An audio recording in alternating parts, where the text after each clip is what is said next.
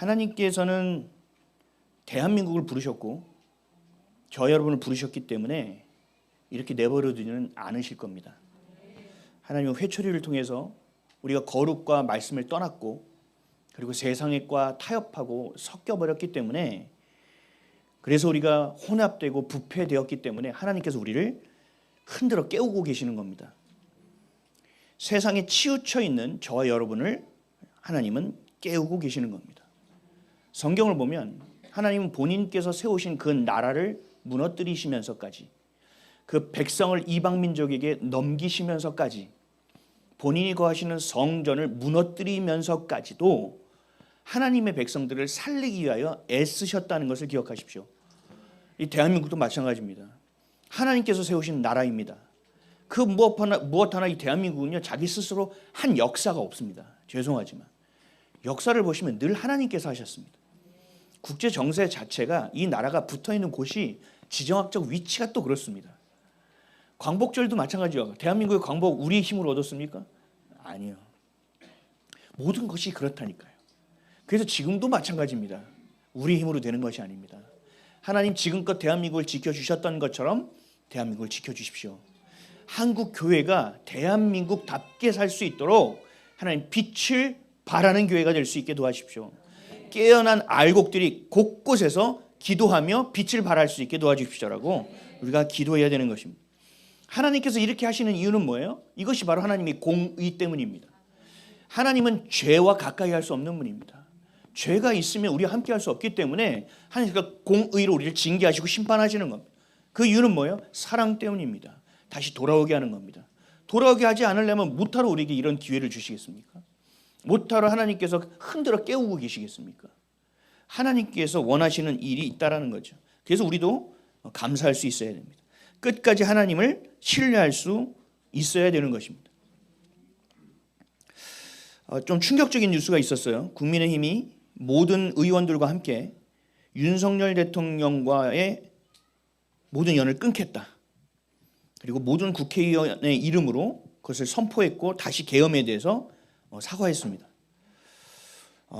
조금만 더라고 소망을 갖고 있었는데 참 그렇구나 라는 생각이 좀 들었어요.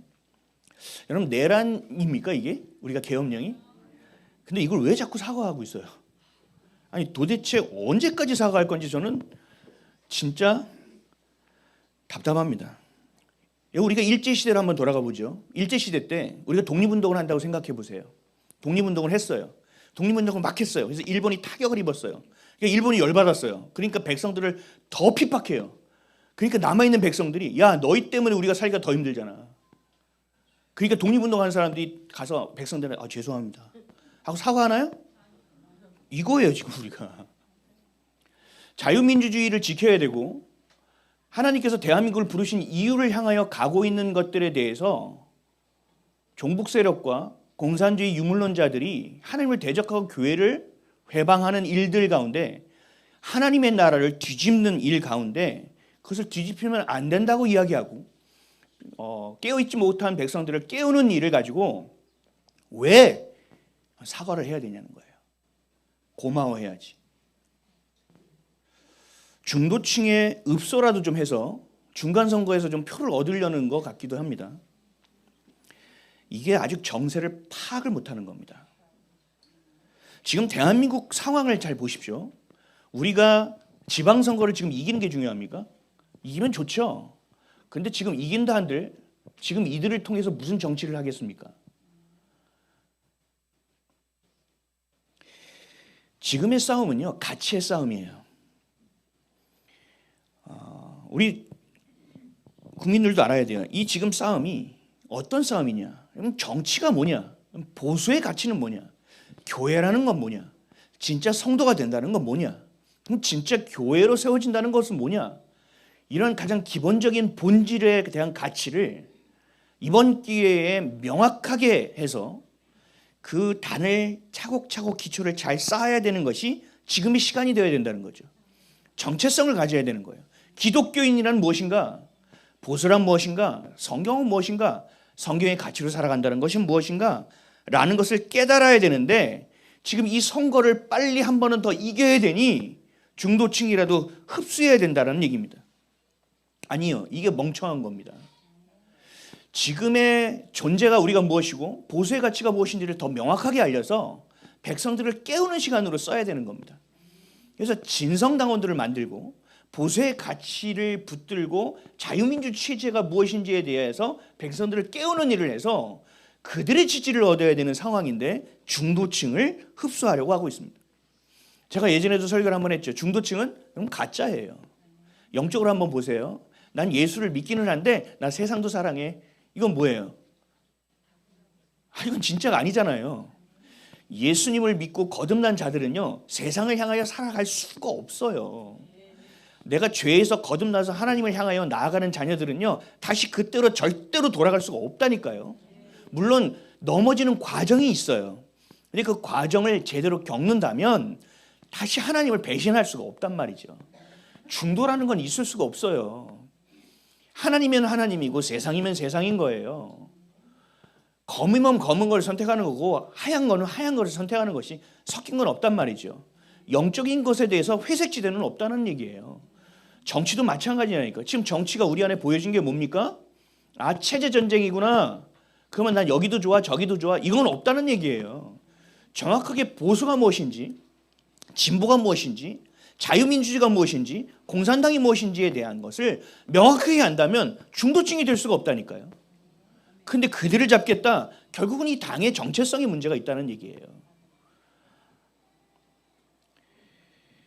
결국은 보수의 가치를 가지고 있었다고 우리가 생각했던 정치인들이 또다시 자신들의 입속을 챙기기 위한 기회만을 보고 있다는 것입니다. 여러분 한번 제가 물어볼게요. 여러분들 삶을 살아갈 때 죄 가운데 살았잖아요. 제가 뭣도 모르고 내 멋대로 살았잖아요. 예수님 이거 뭐고 나 지금 이게 중요해 이게 중요해 살다가 하나님께서 우리를 부르셔서 흔드셨죠. 이게 아니었잖아, 이거 아니잖아 라고 깨우셔서 빛이 임함으로 와, 내 인생이 이렇게 개판이었나라고 깨달아 회개하고 거룩하신 존재 앞으로 나아간 자들은 죄를 미워할 수밖에 없게 된다고요. 죄로 다시 돌아갈 수가 없다니까요. 그렇지 않습니까? 근데 이들이 하는 일은 다시 돌아가겠다는 얘기입니다. 선거를 이기겠다고. 이겨서 뭐 하냐는 얘기예요. 어려울수록 진리를 붙들어야 됩니다.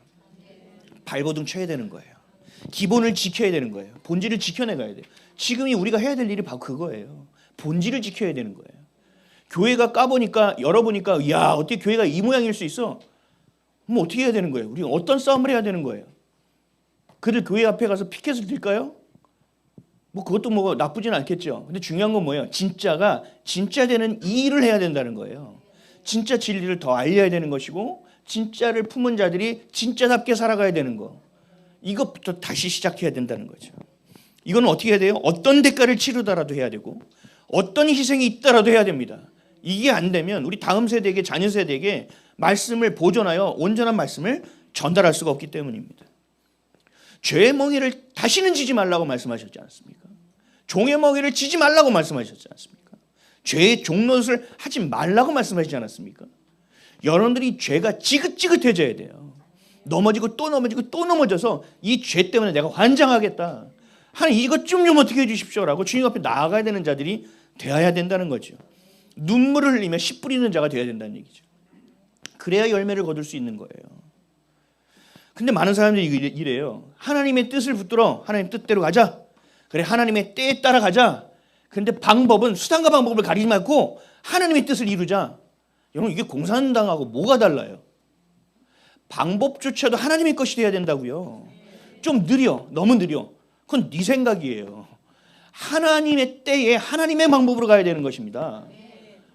우리는 하나님을 신뢰하잖아요. 하나님이 살아계시다고 믿잖아요. 그럼 그것을 믿고 따라가야죠. 수단과 방법은 어떻게 해도 상관없다. 여러분, 이들이 하고 있는 일 아니겠습니까? 왜 수단과 방법이 상관이 없습니까? 끝까지 영적인 것으로 시작했으면 끝까지 영적인 것으로 가야 되고, 처음에 진리를 선포했으면 여러분 어떠한 희생과 대가가 있더라도 진리까지 끝까지 가야 되는 거예요. 이거를 지금까지 우리의 믿음의 선배들이 해왔기 때문에 저와 여러분이 오늘도 이 말씀을 들을 수 있다는 거예요. 그럼 우리도 그렇게 살아내야 다음 자녀 세대에게 이 말씀을 온전히 물려줄 수 있는 거예요. 지금 보존이 안 되는 거예요. 지금 굉장히 심각한 상황이 된 거예요. 대한민국의 국정을 운영한다는 정치인들이 자신들의 생명을 내어놓지 않습니다. 이성만 챙깁니다. 우리 교회도 마찬가지예요. 하나님의 말씀이 진리야. 교회만이 소망이야. 교회가 무너지면 큰일 나. 이건 마지막 보루야. 말은 잘해요. 근데 생명을 거냐고요. 목숨을 거냔 말이에요. 자신의 삶의 자리에서 이거 안 되면 안 돼 라고 하냔 말이에요. 생명을 걸지도 않고 나라에 대한 국정에 대한 정치를 한다? 기본이 안 돼 있죠. 지금은 어려우니까 보수의 가치는 좀 내려놓자? 말도 안 되는 얘기를 하고 있어요. 민주당에서 국민의힘으로 가는 의원 그걸 또 받아줘. 저는 이해가 안 됐어요. 어떻게 저렇게 할 수가 있지? 우리가 교회 목사가 저기 신천지 가서 설교하고요. 신천지 목사가 성도가 여기 와서 같이 예배 드리는 거예요. 이게 가능해요? 불가능한 일을 하고 있잖아요. 죄송합니다. 제가 지금 막 숨을 좀 쉬어야겠습니다. 가짜라는 겁니다. 가짜. 그러면 그렇게 됐어? 그럼 지금까지 그 사람이 신앙이 좋았는데 지금 변질됐나? 아니요. 처음부터 잘못됐던 거예요. 처음부터 가짜였다는 거예요. 소위 보수라고 말하는 국민의힘이 죄송하지만 가짜라는 것이 증명되고 있습니다. 어떤 분들은 좀 더 버텨야 된다 얘기는 해요. 근데 그건 여러분들의 선택이죠. 근데 저는 엔추파도스가 계속 튀어나오고 가라지길이 튀어나와서 저것들 잘 속가내면 되겠다라고 생각했는데 그 결정을 딱 보는 순간 전체가 엔추파토스가 아닌가라는 생각이 들었습니다. 제가 잠시 잊었어요. 그래서 이렇게 고민을 하고 역사를 다시 보니까 내가 잊고 있었구나. 박근혜 대통령을 마녀 사냥하듯 잡던 이들이 이들 아니었나? 자신들의 당에서 배출한 대통령, 국민들이 뽑아놓은 대통령을 지키는커녕 먹잇감으로 던져준 정당이 저들이 아니었나? 이제는 나라를 살리고자 하는 윤석열 대통령을 내란몰이를 한다. 나라를 송두리째 삼키고 있는데 지방선거를 좀 이겨보겠다고 절연을 선택하고 내란을 사과하고 있다. 이들이 이번만 그런 게 아니구나. 그래 왔구나. 창피합니다. 보수정당이라는 이름을 다시는 써서는 안 됩니다. 보수라는 가치는 뭡니까? 우리가 지키고자 하는 보수의 가치는 뭡니까? 보수 정당은 어떤 정당은 어떠한 가치를 지니고 있어야 됩니까? 민주주의죠. 그 민주주의는 또 완전한 사상과 이념입니까? 그렇지 않습니다. 보수라는 것은 성경적 가치관에서 가져온 정치 개념입니다. 하나님이 우리를 통치하셔야 되는데 하나님의 법이 우리를 통치해야 된다는 거예요. 그래서 우리가 가져온 법들이 뭐예요? 자유민주주의가 기독교 국가로 세워진 그 법을 갖다가 썼다는 얘기잖아요. 이승만 대통령도 이 나라를 그렇게 세우고자 했다라는 거 아니겠습니까? 그러면 보수의 가치는 어디서 나오느냐? 성경의 가치입니다. 성경의 정체성을 가지고 가야 돼요. 근데 이들이 그런 보수의 가치를 가지고 있나요? 아니요. 전 들어보지 못했습니다. 차별금지법 그들은 반대예요. 오케이 거기까지는. 그 가치. 그것 때문에 지지하는 거지 다른 것 때문에 지지하는 게 아닙니다. 결정적인 우리 에추파도스가 뭐예요?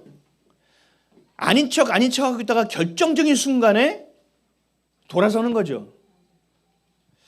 이게 지금 민주당의 이중대가 아닌가? 전체가 그런 거 아닌가? 대통령을 지켜야 한다 막 앞에 가서 서 있고 막 세이브 코리아 나가서 막 소리 지르고 하다가 결정적인 순간에 탄핵되도록 만들었던 에추파토스. 지금도 결정적인 순간에 좀 정당을 바꿔보자가 하는 사람의 그 대표를 뒤흔드는 엔추파도스들이 튀어나온다는 겁니다. 지방선거가 중요하지 않다는 얘기가 아닙니다. 보수의 가치 없이 정당이 세워지면 안 됩니다. 보수의 가치를 가진 것이 보수의 정당이 되어야 됩니다. 그럼 고쳐 쓰는 게 맞다고 생각하는 분들이 참 많아요. 여러분, 고쳐 쓸 수 있는 상황 자체가 안 돼요. 지금 그 안에서 누가 아군이고 적군인지도 모르고 있는데 뭘 고쳐 쓰겠다는 얘기입니까? 윤석열 대통령과 함께 한 분 외에는 목숨을 건 자들이 없습니다. 저는 정치인 중에 이렇게 목숨 건 정치인을 본 적이 없습니다. 자유민주주의의 가치를 수호하고 보수의 가치를 지켜내고자 하는 사람이 보이지 않습니다. 저는 모르겠습니다. 윤석열 대통령이 뭐 복귀가 될 수 있는지 안 되는지는 잘 모르겠습니다. 법적인 내용은 잘 모르겠지만 전 그 정신은 계승해야 된다고 생각합니다. 뭐냐 하면 자유민주주의를 지켜야 된다. 우리는 혈맹 가운데 있어야 된다. 그 은혜를 저버려서는 안 된다. 국제정세 가운데 이 동아시아 가운데 대한민국의 역할이 있다. 그리고 자유민주주의를 지키기 위해서는 중국을 경계해야 된다. 견제해야 된다. 반드시 북한과 통일을 해야 된다. 그러려면 압도적인 외교력과 압도적인 국방의 힘이 필요하다. 저는 이건 절대적으로 동의합니다. 우리가 지켜야 될 가치를 지켜야 됐다고 본인의 모든 것을 걸지 않았습니까? 자유민주주의 체제를 지키겠다고 말하지 않았습니까? 저는 이것이 성경의 가치를 담고 있다고 봅니다. 이것이 바로 보수의 가치입니다. 참 답답합니다. 그래서 제가 어떤 분에게 물어봤어요. 자유대학에 있는 그 친구들이 예수를 믿는 분들이냐. 교회는 다녔었다라고 얘기하더라고요. 그래서 지금 기도하고 있습니다. 만나게 해달라고. 왜냐하면 보수의 가치를 알아야 됩니다. 보수를 지켜야 되겠다고 하잖아요. 근데 그 보수의 가치가 어디서 나왔는지를 알려줘야 될 거 아닙니까? 성경을 가르쳐야죠. 저는 그 때를 하나님께서 반드시 주실 거라고 믿습니다. 왜요? 그들은 목숨 걸고 하잖아요. 사람이 없는 겁니다. 사람이. 그 사람을 세워야 됩니다. 그 사람을 어떻게 세워요? 하나님 말씀으로 세워야 되고 말씀의 가치관으로 세워야 되고 그럴 때 진정한 보수의 정당의 정치인들이 나오기 시작하는 겁니다. 마지막 때에 적그리스도 세력과 싸울 수 있는 인재들이 세워지는 겁니다. 그것을 지금 우리가 해야 되는 거예요. 그냥만 싸우면 안 되는 거예요. 사람을 세우는 일에 전력을 기울여야 된다는 거죠. 그래서 좀 젊은 목사님들도 다다음 주에 만나기로 약속까지 했습니다. 왜요? 우리가 해야 될 역할을 좀 해야 된다는 거예요. 그리고 너무 보고 싶어요. 그래서 제가 막 하여튼 연락을 막 드렸어요. 그냥 무작정 연락처 막 찾아가지고. 여러분 이 진짜의 가치를 지키기 위해서는 연합되어져야 되는데 그 연합이 사람과 사람의 연합이 아니라 예수 그리스도와의 연합이 되어야 돼요. 우리 안에서. 그런 자들이 함께 있는 것이 교회입니다. 그래서 교회가 소망이 되는 겁니다.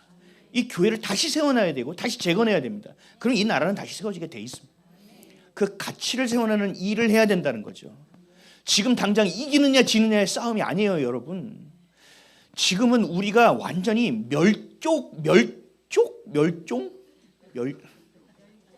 멸절당할 수 있는 상황이라는 거죠. 감사합니다.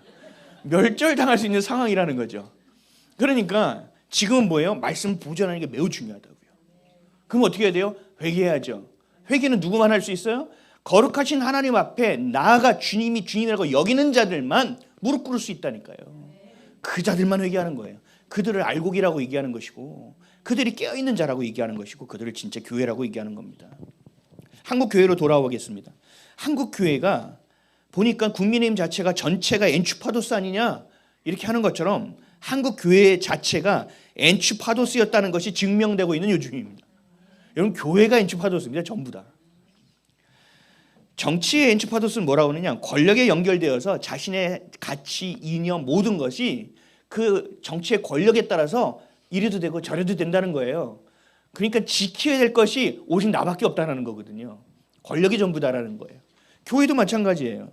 자신의 하나님 주신 믿음, 하나님이 주신 말씀 이런 게 아니라 권력에 연결되어 있는 것처럼 사탄에게 연결되어 있는 자들입니다. 하나님으로 섬기는 것처럼 보이지만 그들의 메시지를 종합해서 봤을 때 이것이 하나님을 향하는 것이 아니라는 것이 증명되는 게 한국교회 현실이라는 거예요. 우리 목사님은 그런 얘기 안 하시던데요. 그렇죠. 앞에서 얘기하면 누가 속아요. 그런데 뒤에서 하는 일들을 보면 금세 알 수 있다니까요. 우리나라는 이 기독교 연한이 짧기 때문에 조금만 추적해보면 쫙쫙 연결이 된다니까요. 오, 야, 이게 금방금방 나온다니까요. 여러분 그거 다 얘기하면 여러분 믿음을 잃어버릴 수밖에 없어요. 여러분 교회를 미혹하는 세력이 있고 하나님의 나라를 가는 하나님의 나라를 세우는데 방해하는 것이 누가 하느냐? 밖에 있는 세력만 하는 것이 아니라 우리 안에 있는 세력이 더 심각하게 유린하고 괴롭히고 미혹하고 분열시키고 있다는 사실입니다. 다시 씻어낼 수 있는 게 아니에요. 여러분 우리 안에 몸에 암이 있으면 어떻게 해야 돼요? 나를 찾아왔어. 아, 그랬어? 외로웠구나. 뭐 이러면서 길러요? 아니죠. 어떻게 해야 돼요? 병원에 가서 빨리 수술을 하든 치료를 받든 떼내야 될 거 아닙니까? 몸이 골맞어요. 그랬더니 어이구, 너도 내 피부인데 내가 어떻게 널 째니? 어떻게 치료를 하니? 이렇게 얘기할 수 있죠. 안 되죠. 어떻게 해야 돼요? 째서라도 고름을 짜내고 약을 뿌려야죠. 그렇죠?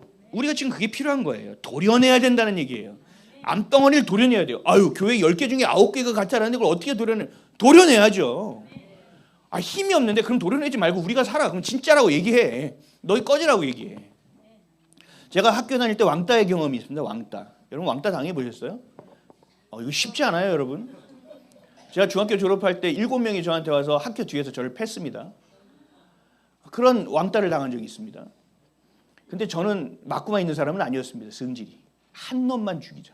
그래서 한 놈만 자꾸 팼어요. 계속 맞으면서. 여러분 그렇게 왕따의 개념이 있죠? 근데 저는 그렇게 해서 끝나잖아요. 니네들이 나를 따시켜? 아니야. 내가 너희들을 따시켜. 그래서 걔네가 지나가면 말 안 걸어. 쳐다도 안 봐. 그때 걔네들이 기분 나빠요. 뭐 저 새끼는 뭐 어쩌고 그러든지 말든지. 여러분 우리가 그렇게 진짜가 되면 돼요. 뭐 대다수가 그렇게 다 가짜인데 우리가 어떻게 하냐? 그건 하나님이 하실 일이죠. 그거는 우리가 해야 될 일 뭐예요? 진짜 되는 겁니다.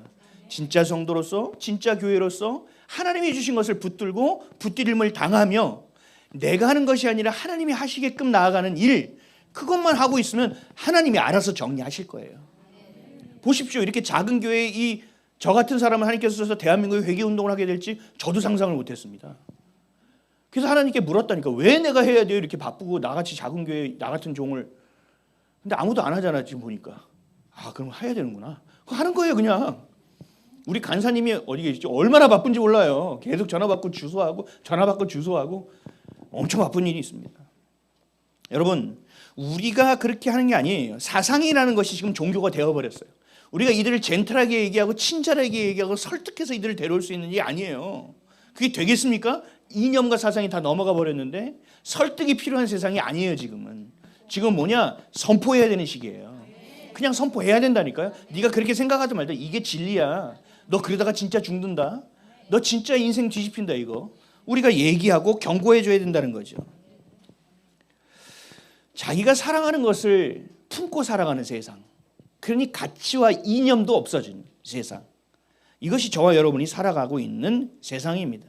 이 세상을 뭐라고 얘기하느냐? 포스트 모더니즘 시대라고 얘기합니다. 절대적 진리를 부정하는 시대. 바벨탑을 쌓던 때를 돌아가 보시죠. 바벨탑을 모든 사람들이 다 쌓고 있습니다. 아브라함 이쪽만 빼고는. 하나님의 자녀들 빼고는. 그들이 하나님을 대적하고 있습니다.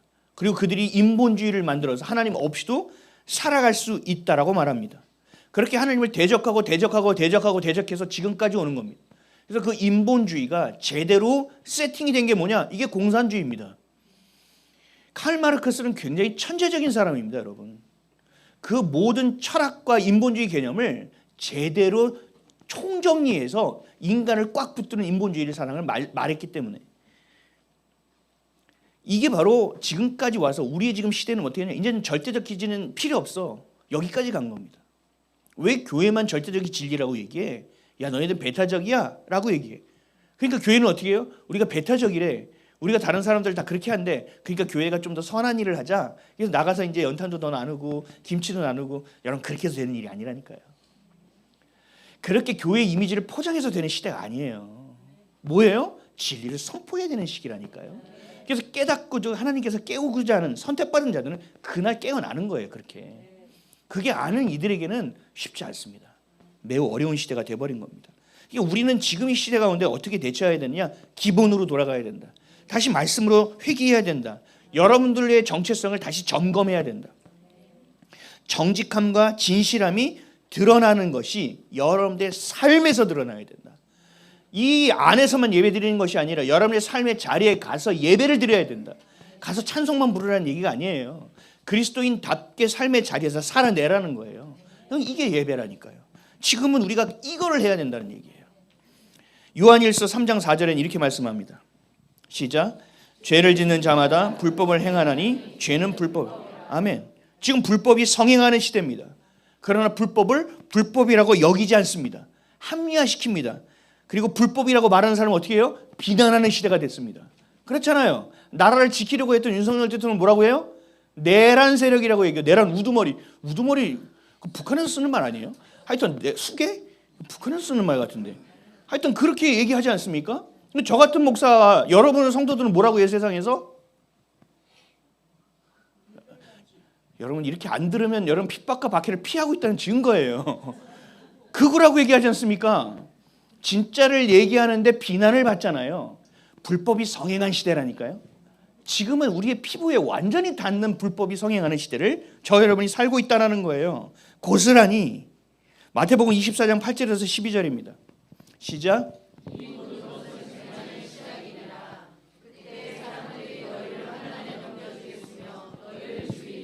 너희가 내 이름 때문에 모든 민족에게 미움을 받으리. 그때 많은 사람이 실족하게 되어 서로 잡아주고 서로 미워하겠으며 거짓 선지자가 많이 일어나 많은 사람을 미혹하겠으며 불법이 성함으로 많은 사람의 사랑이 식어지리. 아멘. 하나님이 없다라고 여기며 제멋대로 살고 그러니까 미혹되는 것이고 미혹되니까 죄가 죄인지 모르는 것이고 그러니까 불법이 성행하게 되는 것이고 그러니까 섞인다는 겁니다. 어떤 분들은 그래요. 우리 교회가 WCC에 있는데 교회를 나와야 되나요? 근데 우리 목사님은 그렇지 않은 것 같아요. 라고 얘기하는 분들이 참 많아요. 그리고 우리 교회 목사님은요. 사랑이 엄청 많은 목사님이에요. 사랑이 진짜 많으세요. 라고 얘기해요. 여러분 혼합되어 있는 목사님들의 특성을 하나 얘기해 드릴게요. 이분들은 뭐냐 하면 무조건 용서해야 된다고 얘기합니다.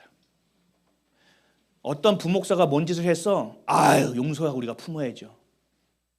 어디 목사가 뭐 불륜이 생기고 뭐 재정적으로 문제가 생겼어. 그러면 그 감독이든 뭐든 그 목사님이 가서 뭐 하냐? 우리가 용서하지 않으면 누가 용서하겠습니까? 10중 8구 가짜 목사입니다. 10중 8구. 순서가 잘못됐어요. 먼저 말씀으로 치리해야 됩니다. 죄가 죄임을 얘기해 줘야 됩니다.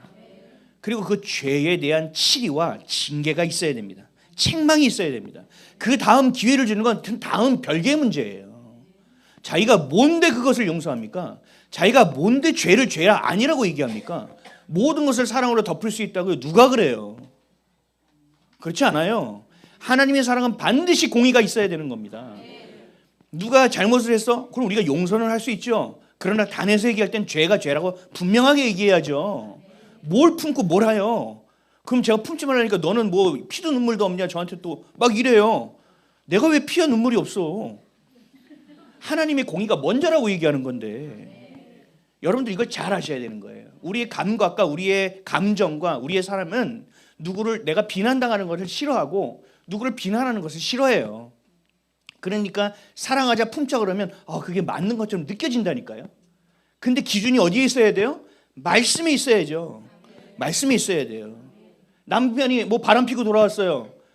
내가 뭐 이럴 수밖에 없었고 저럴 수밖에 없었고 아내는 애들을 보니 용서할 수밖에 없고 아니요. 그렇게 살면 안 돼요. 용서는 그 다음 문제예요. 일단 그 죄에 대한 걸 얘기해야죠. 죄에 대한 걸 먼저 얘기해야 돼요. 죄를 얘기하면 떠나지 않을까? 그건 어쩔 수 없는 거예요, 여러분. 하나님이 주신 진리를 붙잡지 않으면 다음에 또 무너진다니까요. 이게 처음에 기초가 잘못 쌓이면 올라갈수록 무너질 수밖에 없는 거예요. 하나님의 사랑은 공의를 바탕으로 한 것입니다. 하나님의 공의는 사랑하기 때문에 공의로우신 하나님이 되시는 겁니다.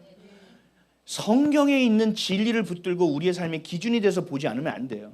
왜 목사들이 성경을 알면서도 다 품어야 되냐고 생각하느냐? 왜요? 이분은 이미 섞여 있으니까요. 이미 미혹되어 있기 때문에 이게 안 되는 겁니다. 죄가 있으면 누룩이 있으면 누룩부터 먼저 제해야죠. 먼저 깨끗이 치워야죠. 그리고 나서 인테리어를 다시 하든 사람을 부르든 회의를 하든 용서를 하든 뭘 해야 된다니까요. 근데 이게 순서가 잘못되는 거예요. 이런 목사님들을 대부분 보면 뭐 하고 있느냐? WCWA, NCCK, 로자인데 어디든 다 들어가 있습니다. 왜요? 미혹되어 있기 때문에 이미. 그리고 별것 아니라고 생각합니다. 그건 아닌데 나는 뭐 딱히 이렇게 설명을 한답니다.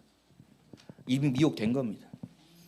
심지어 차별금지법을 찬성하는 교회도 지금 엄청 많아요. 여러분 아십니까? 계엄에 대해서도 분별하지 못하는 교회가 수두룩하죠. 지지하잖아요. 그 내란수계라는 것을. 자기 사랑하는 것의 극치, 그래야 불법을 행하도 죄인지 모르는 것, 합리화되고 죄가 관영화되고 불법이 성행하게 되는 것. 왜요? 진리의 기준이 사라졌기 때문에 우리의 가치와 정체성을 잃어버리고 있다는 증거라는 것입니다. 한국교회는 뭐예요? 그럼 이 기준으로 봤을 때 정체성을 완전히 상실하고 있다는 얘기입니다. 하나님의 말씀이 뒤섞였다는 얘기입니다. 세상 것과 세상의 이념과 뒤섞여 버렸다는 겁니다. 그러니까 저와 여러분이 해야 될 일은 뭐예요? 진짜 하나님의 말씀을 성령님의 조명 아래 깊이 성경을 읽어낼 수 있는 수준으로 여러분들의 신앙이 쌓여져 가야 된다는 얘기입니다. 이 말씀은 하나님 예수님 그랬지만 내가 예수님인가? 이렇게 타협하는 것을 일도 도서는 안 돼요. 지금은. 예전에 은혜의 시대가 될 땐 그럴 수도 있었겠죠. 지금은 안 돼요. 지금 미혹의 시대이기 때문에 단 하나라도 여러분들이 꽉 잡아야 돼요. 붙들려야 돼요. 아닌 거는 그래도 좋은 게 좋은 거지. 절대 안 돼요. 지금은.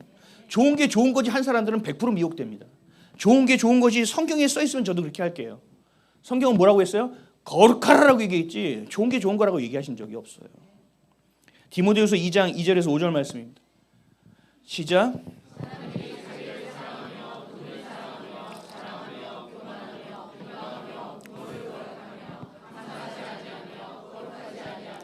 무정하며 원통함을 풀지 아니하며 모함하며 절제하지 못하며 사나우며 선한 것을 좋아하지 아니하며 배신하며 조급하며 자만하며 쾌락을 사랑하기를 하나님 사랑하는 것보다 더하며 경건의 모양은 있으나 경건의 능력을 부인하니 이 같은 자들에게서 네가 돌아서라. 아멘. 자기를 사랑하는 것부터 시작해서 죄가 관영화되는 겁니다. 관영화가 뭐예요? 퍼지는 겁니다. 계속 우리가 화선지에 먹물 한 방울 딱 떨어뜨리면 쫙 퍼져가듯이 이 죄가 자기 사랑하는 것, 하나님이 사랑하는 걸 놓치고 나를 사랑하는 것으로 방향이 조금 틀어지는 순간부터 이 죄가 뚝이 무너진 것처럼 우리 안에 들어오기 시작하는 거예요. 모든 오물이 튀어들어오기 시작하는 겁니다. 나중에 오물 치우려면 어떻게 해야 돼요? 여러분 홍수 때 집에 물 들어본 경험 있으신 분? 아니 손 안 들어도 돼요. 네. 네. 저는 재단 했을 때 그런 데만 가서 이렇게 복구하고 지원하는 일을 했었거든요. 사회복지사로서. 여러분 그 냄새 맡아보셨어요? 장난 아닙니다. 그 물이 들어올 때 그냥 물이 들어오는 게 아니라 모든 오물을 같이 가지고 들어옵니다. 그래서 그 물이 닿잖아요. 다 버려야 됩니다. 다. 근데 우리는 뭐예요? 요것쯤은 쓸 수 있지 않을까? 그래서 그걸 하나 갖다 놔. 집 전체가 냄새가 나는 겁니다. 그래서 누룩은 주님께서 제하라고 하는 거예요. 하나가 시작되잖아요. 계속 되는 겁니다. 죄요. 하나의 문턱을 넘기가 어렵지. 하나의 문턱만 넘지요. 그 다음부터는 그냥입니다. 그래서 타협하면 안 되는 거예요. 하나님을 사랑해야 된다는 거죠.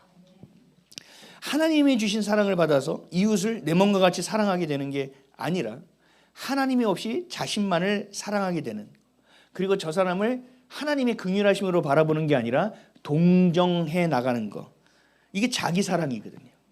봉사를 나가서도요, 많은 사람들이 진짜 하나님이 주신 사랑으로 이웃을 사랑하는 사람 많지 않아요. 저는 그런 걸 많이 연계했고 많은 분들을 모시고 다녔고 해본 결과 뭔지 아세요? 자기 만족으로 다니는 사람이 수두룩합니다. 자기 만족이에요. 그러니까 언탄을 갖다 줬어요. 뭐 했는데요? 네네네 이런 사람이 있어요. 갖다 주고 기도해 줄게요. 그래도 뭐 기도까지 받아야 돼요? 뭐 이런 사람, 그럼 빼요. 뭐 이런 사람도 있어요. 그럼 어떻게 돼요? 마음이 내가 지금 이거 하려고 어떻게 여기까지 와서 이걸 하고 복음을 전하려고 했는데 야 어떻게 이럴 수가 있어? 시험이 들어요. 이런 사람들은 10중 8구 자기 만족 때문에 간 겁니다. 그 사람이 불쌍히 보여야 되거든요. 그 집에 대문이들 붙잡고 기도하고 오게 되거든요. 하나님 주신 사랑이라면. 내 만족이에요. 내 만족. 내 만족 때문에 돕는 것이고 내 만족 때문에 봉사하는 거예요. 이게 뭐예요? 자기 사랑하는 거라니까요. 결국 모양만 있는 거예요. 그리스도인들 교회 봉사 엄청 많이 하죠. 그런데 교회 안에 들어오면 뭐예요? 저 권사 때문에 내가 미치겠어. 저 집사 때문에 돌아가겠어. 저 목사만 올라가면 은혜가 안 돼. 막 이러고 앉아 있어요. 이건 뭐예요? 지금까지 내가 뭘로 살았다는 얘기예요? 인본주의 사랑으로 살았다는 것이 증명되는 순간이라니까요. 하나님이 주신 사랑으로 내가 사는 게 아니에요. 하나님이 주신 사랑으로 그들을 내 이웃을 내 몸과 같이 사랑하고 있는 게 아니라는 것이 증명되는 거예요. 결국 뭐예요? 자기 사랑하는 걸로 가는 거예요. 이게 인본주의라고요. 죄가 양산되어지는 것입니다. 사망을 향하여 다른 박질하는 것입니다. 여러분 이게 마지막 때 일어나는 일이라고 했는데 지금 우리의 삶 속에서 일어나고 있지 않습니까?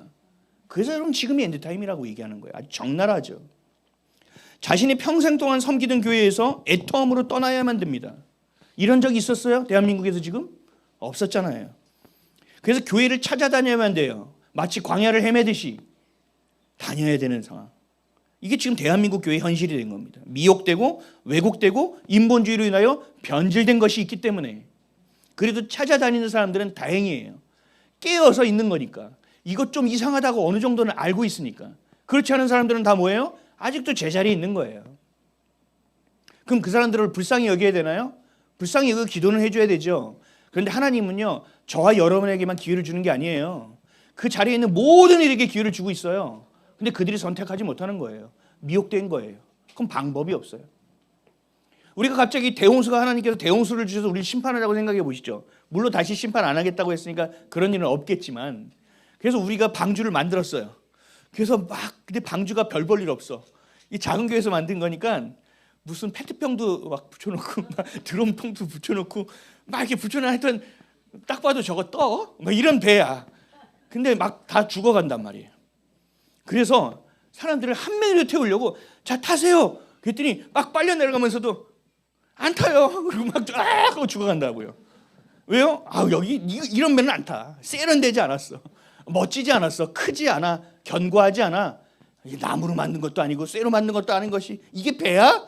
그러는 순간 뭐예요? 죽는 거예요. 지금의 시대가 그런 시대란 말이죠. 순간적인 판단을 빨리빨리 해야 돼요. 근데 그 판단이 내 안에 내가 죽고 내 안에 그리스도가 살고 있는 삶을 살아내지 못한다면 여러분들 그 순간적인 판단은 온전한 선택이 될 수 없다는 얘기예요.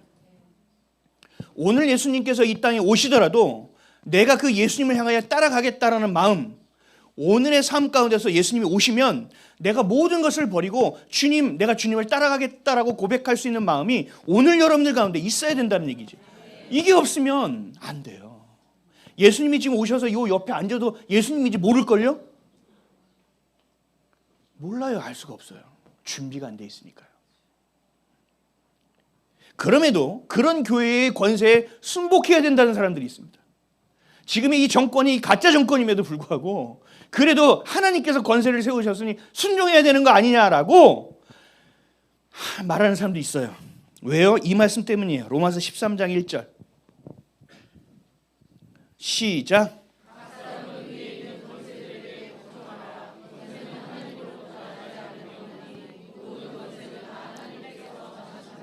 아멘. 여러분 아멘이십니까?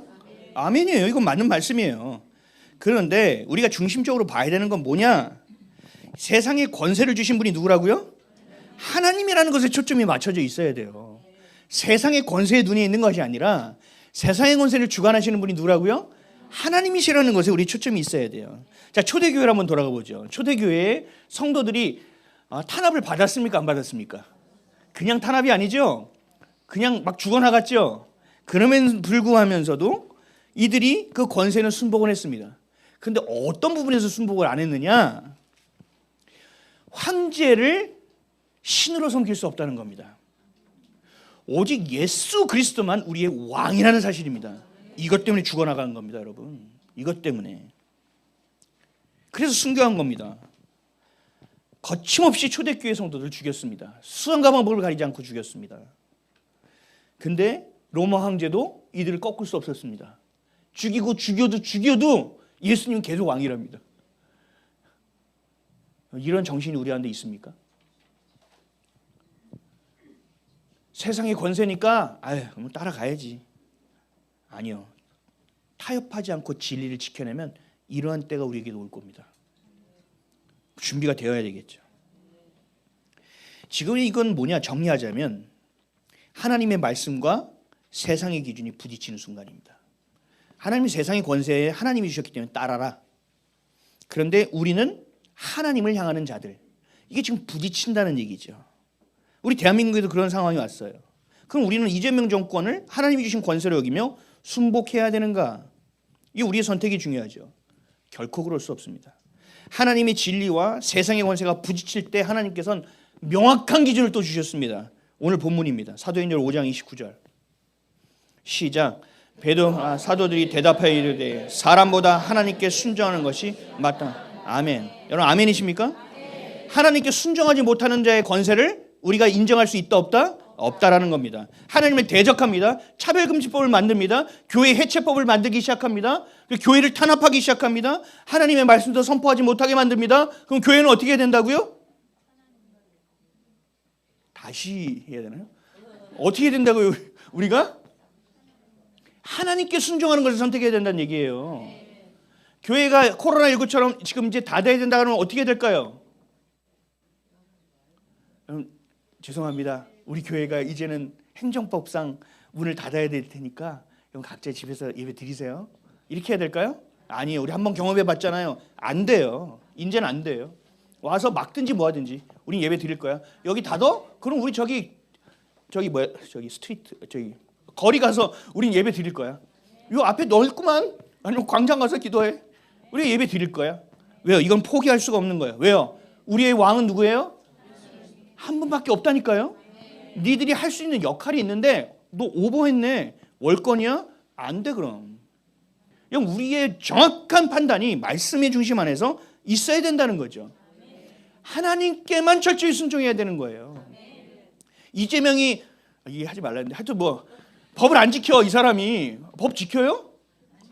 자기도 음주운전 해놓고 산림청장이 음주했다고 확 잘라버리네. 그리고 법을 반드시 지켜야 된다고 이게 쥐는 하나도 안 지키면서 자기는. 그러니까 우리가 생각하는 거, 아니 대통령도 법을 안 지키니까 우리도 안 지켜. 그래서 가서 막 껌 정의 버리고 막 불법 유턴하고 막 이래야 돼요? 아니잖아요. 우리가 어느 정도는 그 안에서 주신 하나님이 주신 법치 안에서 그 권세 안에 있잖아요. 대한민국의 헌법의 법치 안에 있잖아요. 그렇죠? 근데 우리는 어디에서 싸우는 거예요 지금? 가짜와 싸우는 거예요. 가짜와. 교회를 폄하하고 회파하고 핍박하고 박해하는 자들에게 우리가 그 안에서 하나님을 대적하는 자들과 대적하고 서 있는 거예요. 교회가 그래서 누구와 싸워야 되고 어떤 싸움을 해야 되는지에 대해서 명확하게 알아야 된다는 얘기죠. 알고 싸우시란 말이에요. 하나님의 말씀과 진리가 철저히 우리의 삶의 유일한 기준이 되어야 됩니다. 다른 것이 기준이 될 수 없어요. 그래서 이렇게 고백했잖아요. 갈라디아서 1장 10절에 시작. 이제 내가 사람들에게 좋게 하랴 하나님께 좋게 하랴 사람들에게 기쁨을 구하랴 내가 지금까지 사람들의 기쁨을 구하였다면 그리스도의 종이 아니니. 아멘. 아멘이십니까? 여러분 하나님의 법을 따라야 되고 하나님만이 우리의 왕이시라는 것을 놓치지 말아야 돼요. 이게 안 된다면 여러분들 그리스도인이 아니라니까요.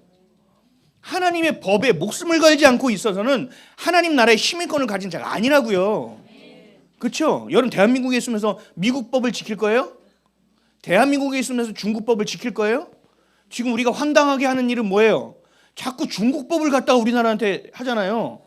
무슨 기름값이 오르니까 상한선에서 가격을 동결하겠다? 처음 들어봤어요. 무슨 여기가 공산당도 아니고. 물론 그렇게 단합하고 하는 건 잘못된 일이긴 하지만 국가가 그 가격을 왜 정합니까? 시장 경제 안에서. 그렇죠? 농사를 안 지으면 뭐라고 그랬죠? 하여튼 참. 왜요? 이게 중국법이에요. 이게 중국법 다. 그러니까 우리가 얘기하는 거예요. 우리는 대한민국 국민이기 때문에 대한민국 법을 지금도 지키고 있는 거예요.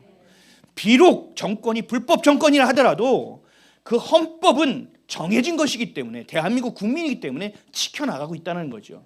그러나 이 상위의 것에 뭐가 있다고요? 하나님의 법치가 있다. 하나님의 말씀이 있다. 하나님의 진리가 있다는 것을 놓치지 마시라는 거예요. 사람에게 순종하는 것, 권세 안에 해야 될 건 해야 되겠죠. 그러나 그보다 더 중요한 게 뭐예요? 오직 하나님께 순종하는 것이 우선이라는 거예요. 이거를 놓치면 큰일 나는 겁니다. 아직도 그런 댓글을 다는 사람이 있어요. 자, 실제적인 예를 하나만 더 들어보고 끝낼게요. 성경은 십계명을 통해서 부모에게 뭐 하라고 얘기해요? 부모를 공경하라고 얘기하죠. 이 굉장히 심오한 뜻을 담고 있는 그건 나중에 얘기하고. 어떤 사람이 학창 시절에 예수님을 만났어. 우리 여기 자녀들도 있지만 막 중학교 때 고등학교 때 예수님을 만났어. 내 인생에 목표가 생기기 시작하고 숨이 쉬어지기 시작하고 예수님 나를 이렇게 사랑하는 건 난 진짜 몰랐어. 교회 가는 게 막 행복해. 랄라랄라랄라랄라. 근데 어느 날 아버지가 너 교회 가지 말아라. 왜요? 교회 가면 머리끄댕이 다 잘라버릴 거야. 왜 그러지? 그래서 어느 날 성경책을 집에서 막 읽고 있어. 엄마가 공부나 해라. 성경책 더 이상 읽지 마.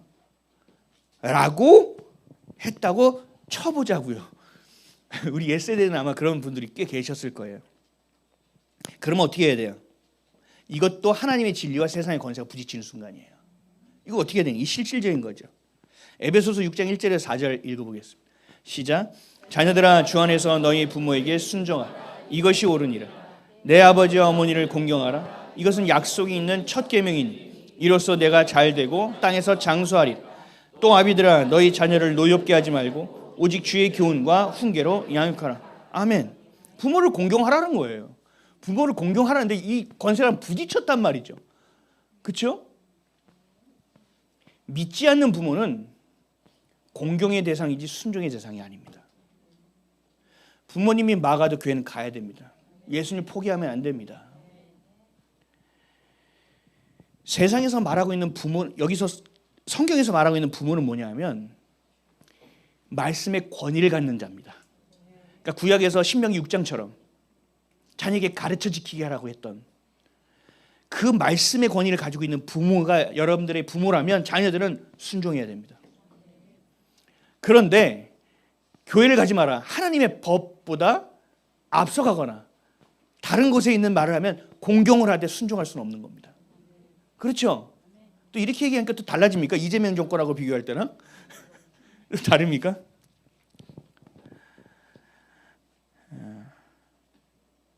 오늘 보면 다시 한번 읽어볼까요? 5장 29절 시작. 베드로와 사도들이 대답하기를 사람보다 하나님께 순종하는 것이 마땅하다. 아멘.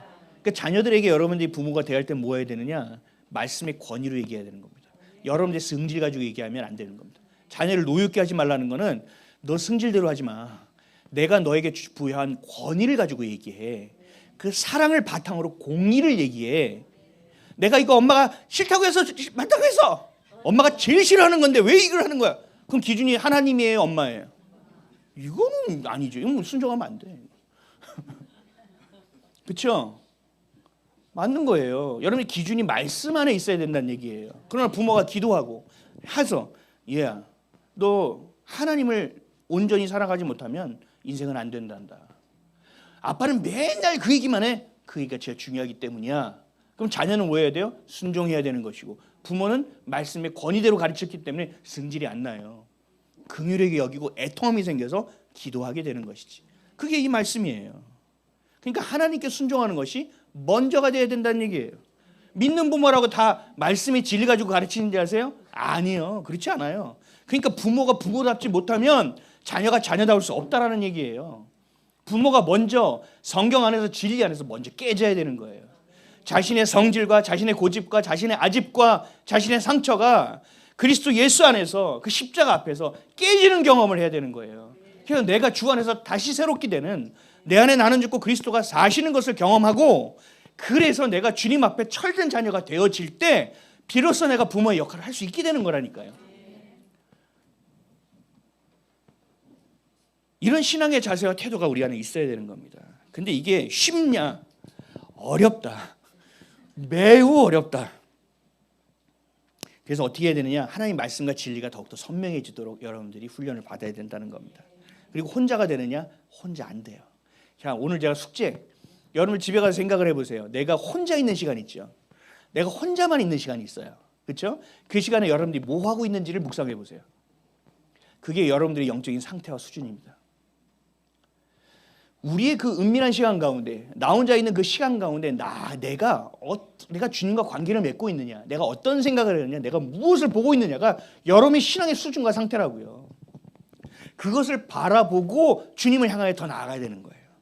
근데 이게 혼자는 잘 안 돼. 내 건 잘 안 보여. 그래서 뭐가 필요하냐? 공동체가 필요한 거예요. 공동체가. 그래서 제 방은 가끔 진실의 방이에요. 진실의 방. 승질 안 부리더니 승질이 죽은 줄 알았더니 또 승질을 부리네. 집사님 잠깐 진실을 하고. 왜 그럼 무슨 일이 있어야죠? 이제 얘기하는 거예요. 왜요? 내 안에 옛자가 튀어나오고 있는 거잖아요. 내 안에 옛사람이 다시 살아나고 있는 거잖아요. 여러분 이건 빨리 제재를 해야죠. 빨리 옛사람을 잃어버리고 죽게 만들고 다시 새 것이 되고 내 안의 주인이 내가 아니라 예수님이 되게 만들어내야 되는 거예요. 이 시간이 길어지면 길어질수록 우리가 빨려 들어간다고요. 빨리빨리 체크해서 빨리빨리 해야 돼요. 그러니까 사람이 많아지는 목양은 어려워요. 그리고 각자의 리더십들이 그것을 다 보고 알려줄 수 있는 수준이 돼야 되는 것이고, 부모라는 건 뭐냐? 부모가 그 역할을 하는 거예요. 집에서 우리 자녀가 학교에서 왔어요. 다녀왔습니다. 근데 밖에서는 엄청난 일이 있었는데 엄마 아빠가 심란해 할까 봐 웃으면서 들어와. 다녀왔습니다. 그래도 부모는 뭘 알아볼 수 있어야 돼요? 저 자식이 오늘 좀 이상한데? 그리고 걔가 원하는 맛있는 것도 찜닭 좋아하면 찜닭도 좀 사주면서 하면서 오늘 무슨 일이 있었어? 영적으로 체크할 수 있는 수준이 부모가 돼야 돼요. 자녀가 웃고 들어오면 쟤는 오늘 기분 좋은가 보다. 오늘 막 울고 들어오면 제가 오늘 기분 나쁜 거야. 이 정도 수준으로 보면 안 돼요. 자녀를 목양해야 되는 거예요. 자녀의 영적인 상태가 어떤지, 자녀가 요즘 말씀을 보고 있는지, 자녀가 어떤 친구들하고 어울리고 있는지, 자녀가 요즘 어떤 음악을 듣고 있는지 눈동자 보고 알 수 있어야 된다니까요. 이게 안 되면 자녀를 뺏기는 거예요. 이게 바로 목양이라는 거예요. 이게 혼자 어렵기 때문에 훈련을 받아야 되는 것이고, 서로 간의 그런 경험치들이 자꾸 데이터가 좀 더 쌓여야 되는 것이고, 그래서 육적인 예민함이 사라지고 영적인 민감함으로 우리가 훈련받을 수 있도록 활성화되어지는 역할들을 해야 된다는 얘기죠. 그래서 공동체가 필요한 거예요, 여러분. 히브리서 10장 23절에서 25절입니다. 시작. 또 약속하신 이는 미쁘신 우리가 믿는 도리의 소망을 움직이지 말며 굳게 잡고 서로 돌아봐 사랑과 선행을 격려하며 모이기를 패하는 어떤 사람들의 습관과 같이 하지 말고 오직 권하여 그날이 가까움을 볼수록 더욱 그리하지. 아멘. 함께 하라는 거예요. 함께. 저 주님과 함께 하고 계십니까, 여러분? 아멘이십니까? 여러분 집에서 학생들 집에서 공부 잘 안 되잖아. 도서관 가지 않나? 그렇죠? 저도 집에서 설교 준비가 잘 안 돼서 지금은 창문도 있고 너무 좋아져서. 예전에는 제가 카페를 다녔어요. 카페에 제 지정석이 있었어요. 그리고 이거 노이즈 캔슬링 그거 끼고 그냥 거기 있는 제 자리가 있었어요. 여러분 집에서 기도 잘 되세요? 잘 안 되죠? 그럼 나오시라고요. 여기 주중에 텅텅 비어 있다고요. 나와서 기도하시라고요. 여기서 막 울고 불고 여기 막 뒤집어져도 아무 얘기 안 할 테니 이불 깔아줘 이렇게. 그러니까 여러분들이 주님 안에서 할 수 있는 방법들을 자꾸 찾아내야 되고, 어떻게 하면 서로 엮여질 수 있을까를 고민해야 되고. 그래서 우리 교회에서 하는 일은 요즘 또 안 하고 있네. 마니또예요. 마니또. 한 분기 동안 서로 간에 엮여져서 그 사람을 위해서 기도하게 하는 거예요. 계속 엮여지는 일을 하는 거예요. 서로 묶여야 된다고요. 함께 가야 된다고요. 서로 격려해줄 때는 격려해주고, 응원해줄 때는 응원해주고, 아픔일 때는 서로 끌어안아주고, 때로는 그 아프게 한 놈 같이 뒷담화도 좀 까주고. 물론 그건 잘못된 건데 또 그 위로가 되잖아요. 그리고 뒷담화 좀 까주다가 그래도 야 우리가 예수 믿는 자녀로서 이제 이렇게 다시 돌이켜줘야죠. 그렇게 우리가 서로 간에 공동체로서 모이게 힘쓰라는 얘기를 하고 있는 거예요. 남자들은 좀 남자들끼리 모여서 막 저 마누라는 그렇대 저 마누라는 그렇대 막 부러움을 가지고 오는 게 아니라, 진짜 인생이라는 건 쉽지 않은데 가장으로서 내가 어떻게 살지 더 고민해야겠다. 그래서 남편들이 모여서 가장으로서 우리 뭐 해야 됩니까? 뭐 해야 됩니까? 난 예배 드려요. 어떻게 드려요? 난 이렇게 드리는데 이게 좋더라고요. 난 그건 별로예요. 서로 간에 그런 귀한 것들이 공유가 되어지고, 그러면 우리 아들을 위해서 기도 좀 해줘요. 제가 기도해 드릴게요. 우리 아들도 그랬어요. 같이 이런 공동체로 엮여져야 되는데 서로 간에 얘기를 하네요. 여기서 우리 아들이 1년 동안 교회를 안 나와 하면 다음 주에 다 알아. 막 전부 교회를 다 알아. 그러니까 말을 못해, 말을. 그리고 뭐예요? 장로님인데도 아들을 저렇게 키웠어. 이런 비난의 소리들이 막 나오는 거예요. 네? 그런 소리가 나오는 거예요. 그러니까 그거 듣기 싫고 비난이니까 얘기를 안 해. 이게 바보 같은 거예요. 교회가 그래서 무너지는 거예요. 저는 여러분 앞에서도 제 얘기를 해요. 우리 아들 지금 교회 안 나오고 있어요. 이게 죄 안에 엄청난 상처고 엄청난 괴로움이고 엄청난 애통함이에요. 왜 제가 얘기해요? 걔 반드시 나올 거니까요. 저는 지금 더 세게 기도하고 있어요. 주의를 해달라고 기도하고 있어요. 이 마지막 때에 하는 귀하게 쓰임받게 해달라고 기도하고 있다고요. 놀랍지 않습니까? 우리의 약점을 우리가 서로 붙들고 기도하는 수준이 되지 않으면 공동체는 파해지는 거예요. 서로 간의 아픔을 끌어안고 기도해주는 수준이 안 되면 교회는 더 이상 교회가 안 되는 거예요. 그래서 우리 셀에서도 제가 얘기를 해요. 여기서 나온 얘기들이 밖에서 웬만하면 나가지 않게 하라. 그리고 셀 리더 모임들끼리 할 때는 그때 힘들고 어려운 자들을 꺼내요. 그래서 같이 기도해요. 그렇게 기도해 주려고 하는 건데 뭐 이 교회는 약점을 잡아가지고 뭐 하려나 봐. 뭐 어디서 어떤 교회에서 무슨 경험을 했는지 모르겠는데, 여러분 성경적인 교회가 될 수 있게 하려면 모여야 되고 함께 공유해야 되고 함께 기도해야 된다는 거예요. 내 약점. 대부분 교회 와서 저한테 상담하신 분들은 많이 떠나가요. 왜요? 내가 약점을 알고 있다고 생각하거든. 그러니까 그래서 원래 뭐 하냐면 교회에서는요, 서로 간에 쌍방 간에 그 상담을 해줘요. 여기 목사님 친하면 여기 성도들은 저한테 보내고 우리 성도들은 절로 보내요. 이것도 저는 건강하지 않다고 봅니다. 목사한테 얘기하면 제가 어디 가서 막 나불나불 되나요? 당나귀기 하면서 얘기하고 싶었는데요 막 이렇게 얘기하나요? 아니요. 그럴 수가 없어요. 그 사람의 아픔을 내가 느껴지기 때문에 내가 괴로워요. 그것을 객관적으로 보기까지가 시간이 더 걸려요. 너무 아프기 때문에. 근데 어디 가서 뭘 얘기를 해요? 그분을 갖고 기도하고 좀 더 집중해서 보고 어떻게 하면 저 사람을 살릴 수 있을지에 대해서 고민하게 되는 거죠. 여러분 함께 회개해야 됩니다. 함께 기도해야 됩니다. 함께 감사해야 됩니다. 함께 싸워야 됩니다. 이게 교회라고요. 적군이 나타나서 자 전진하라 따라와요? 저희가 한 명이 죽었어요. 그럼 어떻게 돼요? 다 뒤로 가겠죠? 전진하라! 그러면 너 나가라! 그러고 뒤로 가겠죠? 안 된다니까요. 그러니까 뭐 해야 돼요? 나를 따르라고 먼저 튀어나가야 된다고요. 누군가가 죽어야 되는 거예요. 누군가가 앞에 가서 총알바지가 되지 않는 이상은 아무도 안 따라와요. 근데 이 교회가 왜 모양이 됐느냐? 나를 따르라고 앞에 튀어나가는 인간이 없어요. 다 되게 거룩하게 앉아가지고 이렇게 앉아가지고 그건 부목사가 가라. 그거는 저기 장로님 먼저 가세요. 그거 하라고 장로한 거예요. 그러면서 권사님 정도면 먼저 튀어나가야죠.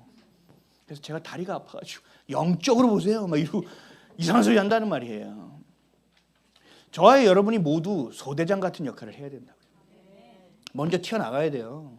먼저 총알바지가 돼야 총알이 어디서 나오는지 알 거 아닙니까?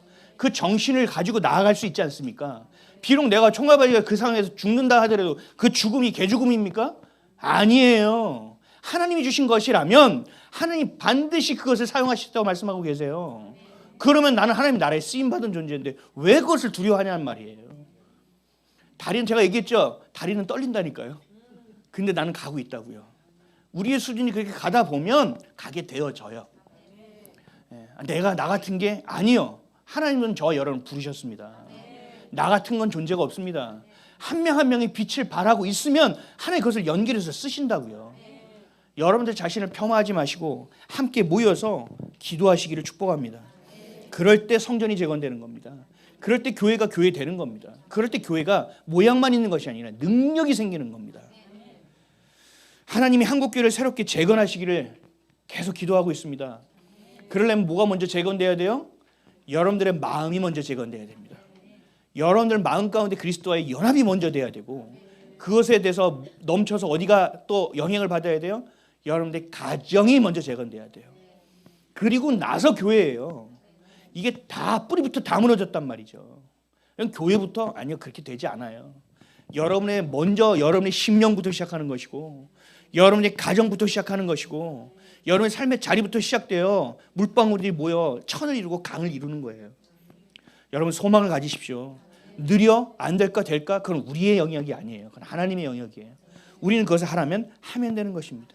그래서 지금 우리 교회에서 하는 게 뭐예요? 함께 기도하자는 거예요. 함께 금식하자는 거예요. 각자의 자리에 있어서 모이지는 않지만 그럼에도 함께 하자는 얘기를 하고 있는 거예요. 아멘이십니까? 어떤 분이 제가 12월 달에 좀 대관에서 한 자리에서 모였으면 좋겠다는 마음이 있었는데, 어떤 분이 주중에 오셔서 그 대관비를 내고 가셨습니다. 그래서 대관할 수 있게 됐습니다. 대관료를 제가 몇 군데 알아보니까 그보다 더 많이 주셔서 좋은 데를 얻을 수 있을 것 같아요. 이거 보십시오. 제가 돈을 달라고 한 적도 없습니다. 제가 뭐 이거를 이거 뭐 이렇게 생각한 적도 없습니다. 그냥 12월 달에 한번 모여서 함께 마음을 나눠야 되지 않을까 하고 끝났어요. 근데 이게 막 이루어지고 있죠. 이건 뭐예요? 하나님이 하시고 계시는 거죠. 그러니까 회개운동이 여러분들 그냥 쉽게 생각하시면 안 돼요. 전 2027년도는 진짜 하나님께 드려지는 해가 되기를 원해요. 한국교회가 예배가 예배되고 교회가 교회되는 시간이 올 겁니다. 그러려면 뭐가 필요해요? 회개해야죠. 우리가 돌이켜져서 새 것이 돼야죠. 그런 날이 반드시 올 줄 믿습니다. 그래서 요엘서 2장 12절에서 15절 이 말씀을 우리가 꽉 붙들어야 됩니다. 다시 한번 읽어볼까요? 시작.